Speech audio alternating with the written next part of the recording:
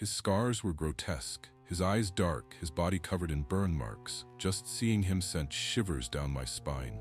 We never should have accepted his help, but we did, and unleashed a curse that would tear us apart.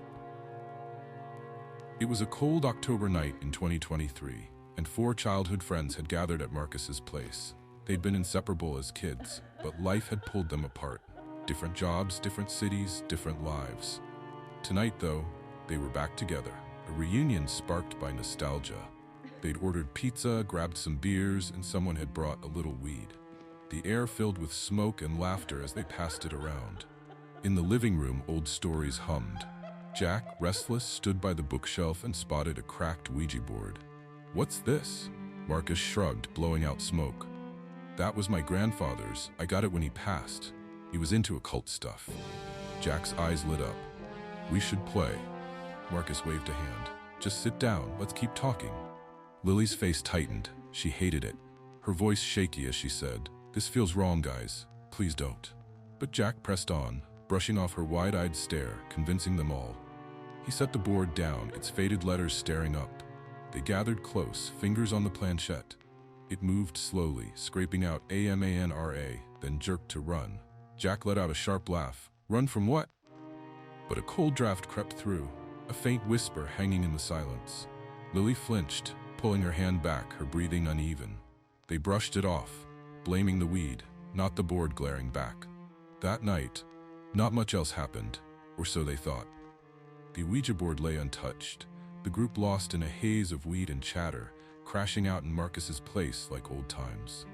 But as they drifted off, a faint unease lingered, something heavy in the air, a shadow that didn't belong.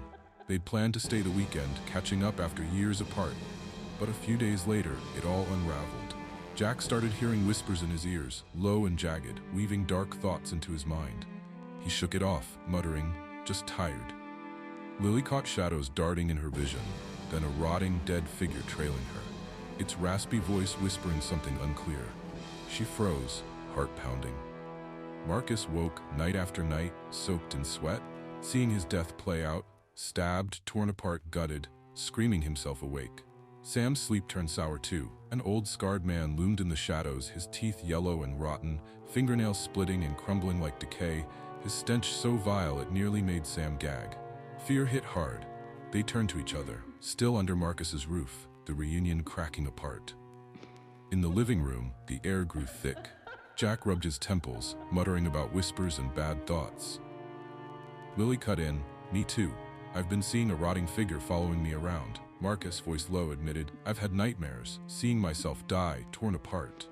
Sam nodded, grimacing at the scarred man's brutally disfigured body. Jack's gaze flicked to the Ouija board on the table. He grabbed it, turning it over for a closer look. A crumpled, yellowed scrap with Amanra in smudged ink slipped out. Lily stared. "Amanra, what's that?" Sam shrugged. "Never heard that name before." Marcus pulled out his phone, fingers quick on the screen, scrolling through the web. Sam leaned in. "Wait, what's that?" "Scroll back." Marcus swiped up, landing on a page with a cryptic headline, something about forgotten rituals. Jack snapped, "Click that one." They did, eyes scanning the text. Lily gasped, "Oh my God, look there," spotting Amanra buried in the ramblings, tied to vague occult warnings, no clear explanation, just enough to make their stomachs twist. Marcus kept scrolling, then froze. "There's an address, some shop." The site offered nothing more, barely a hint, but the unease pushed them. They had to go, to find out what this was. The address was miles away, out on the frayed edge of town, a forgotten, crumbling stretch where streetlights barely flickered. It was already getting dark, the sky bruising purple, but they decided to go anyway. Marcus gripped the wheel as they drove, the car rattling over uneven roads, the silence thick with dread. No one spoke. The hum of the engine was all they had. By the time they pulled up to the shop, shadows clung to the walls, and a crooked sign buzzed faintly above the door. They stepped inside, and the air turned sour. "What the hell is this place?" someone whispered. Skulls lined the shelves, grinning in the dim light, strange witch trinkets dangling from the ceiling, swaying like they were alive. Fear crawled up their spines as they moved deeper, until they saw him at the back. An scarred man, his face etched with marks mirroring the Ouija board's symbols. Before they could speak, he rasped, "I know why you're here." Jack snapped, "What the hell is going on?" The man's eyes darkened. "Something dark has latched onto you." He pulled out a tattered book, flipping to a stained chapter. "Amonra, an old evil entity from times long dead. She's awake now, and you're in her grasp." He slid a rusty knife from under the counter. "Give me your hands." One by one, he sliced their fingers. Jack flinched. Lily gasped, blood dripping onto the page, soaking it red. He tore it out, still wet, and handed it over with 4 rough voodoo dolls. "You need these spells to save yourself. You must win," he rasped. His final mutter faded as they stumbled out, too shaken to catch it. The drive home was dead quiet, each mile heavier than the last. They got back to Marcus's place utterly drained, too wrecked to talk. Lily dragged herself upstairs to her room. Sam crashed in his, while Jack and Marcus collapsed in the living room. Jack on the couch, Marcus on the floor. Sleep hit fast. In Lily's dream, a grotesque Amonra loomed, her rotting flesh dripping as gnarled roots burst from the ground, coiling around her tight.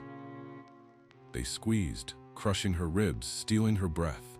Amonra hissed, "Only the doll can save you." Lily jolted awake, screaming, soaked in sweat, her hand brushing something sharp tangled in the sheets beside her doll. In a frantic blur, not even grasping what she was doing, she grabbed it and stabbed the doll's eye. A piercing shriek ripped through the house from Sam's room. Dark, sickly blood poured from his eye as he convulsed once, then went still, dead. Jack and Marcus raced upstairs, crashing through the door to find Sam lifeless, the sight turning their guts. Lily staggered in, pale and shaking, then stopped cold. Her doll's gouged eye sat above a torn chest, mirroring Sam's ruin.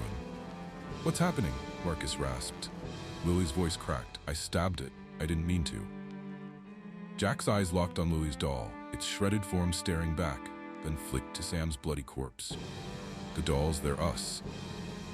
They hovered over Sam, staring at his body, when Jack suddenly screamed, a raw, guttural howl of pure terror.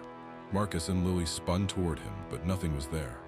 He clawed at his face, writhing in panic, his voice breaking with desperation. "Get it off me." In his mind, Amonra loomed, a rotting creature with jagged claws slashing his cheeks over and over. To them, he just thrashed alone, but the pain was real. Gasping, wild with fear, he clutched the doll already in his hand, Lily's, and started to twist its neck. Lily's eyes widened, a scream tearing from her. "No!" But Jack, lost in panic, twisted hard. A sickening crack echoed. Lily's head jerked unnaturally, her body dropping limp, neck broken. Jack froze, panting, as thick, deep red scars bloomed across his face, mirroring the unseen claws. Marcus stared. Voice gone, the room suffocating in horror. After the chaos, Marcus bent down, grabbing Jack under the arms and hoisting him up from the floor. He slung Jack's arm around his neck, half dragging him down the stairs to the living room. They barely caught their breath before Amonra struck again. This time, it was Marcus. His eyes widened as he screamed, a raw, guttural howl ripping from his throat. To Jack, nothing was there, but in Marcus's mind, Amonra loomed, a rotting creature with jagged claws slashing his face, biting into his shoulder, tearing at him relentlessly. He thrashed, understanding the doll's curse but powerless to stop it, his sanity slipping. In a frantic haze, he hurled his doll. It flew through the air and landed in the roaring fireplace. Jack's scream pierced the room as flames erupted over his body, burning him alive, his skin blistering and blackening. Marcus collapsed, staring at the inferno, the air thick with ash and horror. In that suffocating underworld, Marcus beheld Amonra's true form, a colossal, pulsating mass of flesh, a grotesque fusion of countless victims' consciousnesses melded into one abominable entity. Their silent screams echoed in the tangle of meat and bone, a fate he knew awaited him. Then, in a final horrifying twist, his body resurfaced. Now controlled by Amonra, he stood before a new group of unsuspecting friends, clutching the accursed Ouija board. On his neck, the unmistakable scar in the shape of an A, the very mark once seen on the voodoo man, glowed ominously, sealing the eternal cycle of the curse. If you liked this story, please like, comment, share, and subscribe to the channel.